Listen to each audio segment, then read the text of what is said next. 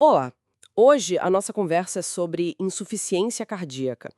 A gente vai focar em como os mecanismos biológicos do corpo que tentam compensar, sabe, acabam, na verdade, agravando a situação. Exato. Para dar um contexto rápido, né, insuficiência cardíaca é quando o coração tem dificuldade para bombear o sangue como deveria, ou até para se encher de sangue. Uhum. E sintomas como falta de ar, que piora, dificuldade para respirar quando a pessoa deita, ou aquele inchaço nas pernas, geralmente indicam que a coisa descompensou. Sim, são sinais de alerta importantes. E o ponto central aqui é um paradoxo biológico mesmo. Como é que as respostas do corpo, que deveriam ajudar, podem piorar a função do coração com o tempo? Vamos tentar entender isso melhor. Olha, tudo começa com a redução do débito cardíaco, ou seja, a quantidade de sangue que o coração consegue bombear por minuto diminui. Ok. E essa diminuição leva, assim, inicialmente, a uma queda na pressão arterial sistêmica. O corpo percebe isso.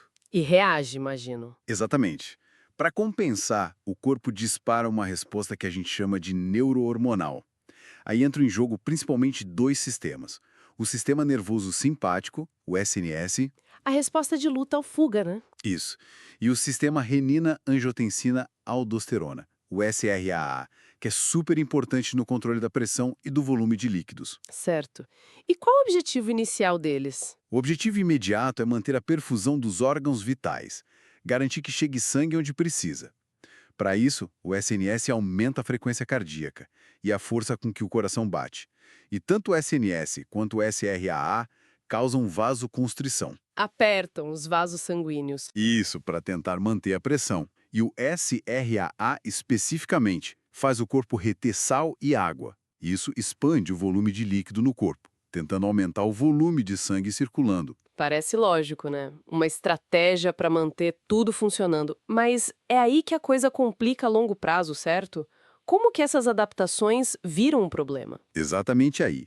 Porque essa ativação constante, crônica desses sistemas acaba gerando um estresse hemodinâmico que não para. Hemodinâmico. Relacionado ao fluxo sanguíneo, certo? Isso.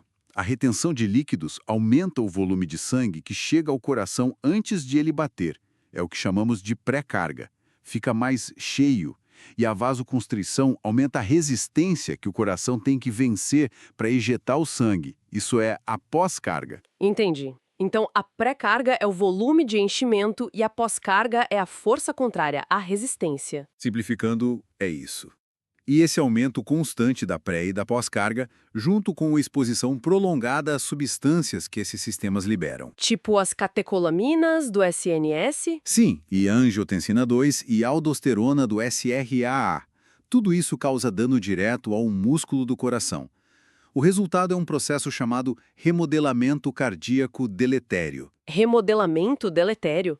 Quer dizer que o coração muda, mas para pior? Exatamente, o coração começa a mudar a estrutura dele de um jeito ruim. As paredes podem ficar mais grossas ou a cavidade pode dilatar, mas de uma forma que torna o músculo menos eficiente, mais rígido. Tecnicamente, o que a gente vê é um aumento da resistência nas arteriolas, nos vasos menores, e também aumento das pressões dentro dos ventrículos, tanto quando ele enche, na diástole, quanto quando ele injeta, na sístole. É esse remodelamento que piora a função e leva aos sintomas que a gente falou. Mas me explica uma coisa. Por que o aumento da frequência e da força cardíaca que o SNS provoca viram um problema? Intuitivamente, parece bom para um coração que está falhando. A curto prazo, numa emergência, sim. Pensa numa hemorragia, por exemplo. Manter a pressão é vital por um tempo, mas na insuficiência cardíaca, essa estimulação não para, ela é crônica. Ah, entendi. Um coração que já está sobrecarregado, sendo forçado a bater mais rápido e com mais força o tempo todo. Isso aumenta muito o consumo de oxigênio dele e o estresse nas células. Acelera o desgaste, sabe? E contribui direto para esse remodelamento negativo. O sistema não foi feito para essa sobrecarga contínua. Faz sentido. Mas o corpo simplesmente aceita essa piora? Não tem nenhuma tentativa interna de frear esses sistemas que estão causando mais dano? Tem sim, tem uma tentativa de contrarregulação. O próprio músculo cardíaco, quando ele é esticado pelo excesso de volume pela pré-carga aumentada, ele libera umas substâncias chamadas peptídeos natriuréticos. Os mais conhecidos são ANP e BNP. E o que eles fazem? Eles têm efeitos contrários aos do SRA e do SNS. Tentam causar vasodilatação, para diminuir a resistência e fazem os rins eliminarem mais sódio e água para tentar aliviar essa sobrecarga de volume. Ah, então existe uma tentativa de equilíbrio. Mas por que não funciona direito? Esse é o ponto crucial. Na insuficiência cardíaca que já está estabelecida, a ativação do SRA e do SNS é tão forte, tão intensa, que ela simplesmente supera os efeitos bons desses peptídeos. A força que era para compensar acaba virando a força que destrói. Nossa, é um ciclo vicioso então. Perfeito. Se a gente junta tudo, fica claro. A redução inicial do débito cardíaco ativa o SNS e o SRA. Isso leva à vasoconstrição, que aumenta a pós-carga, e à retenção de líquidos, que aumenta a pré-carga. Além disso, tem os efeitos tóxicos diretos no coração, que causam um remodelamento.